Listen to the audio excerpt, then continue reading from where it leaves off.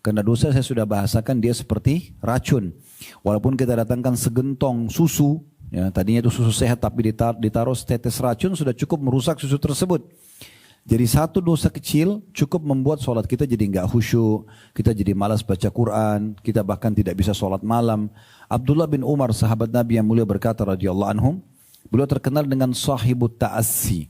Sahabat yang paling cepat dan tepat selalu mencontohi Nabi. Nabi buat apa?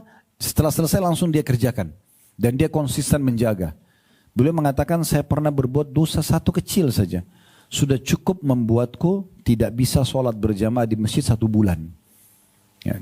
Dan hukuman yang paling berat yang datang pada seorang hamba dari Allah SWT kalau dia buka terus pintu dosa, tidak bisanya dia beribadah. Tidak bisanya dia beribadah kepada Allah Subhanahu wa ta'ala, ya. Sebab pernah ada orang datang kepada Hasan Basri rahimahullah, kemudian dia mengatakan, wahai imam, imam ini kayak kita kiai, ustadz gitu ya. Wahai imam, saya sudah sekian tahun buat dosa, puluhan tahun buat dosa. Saya nggak pernah lihat ada hukuman, biasa aja gitu. Maka Hasan Basri mengatakan, kamu keliru.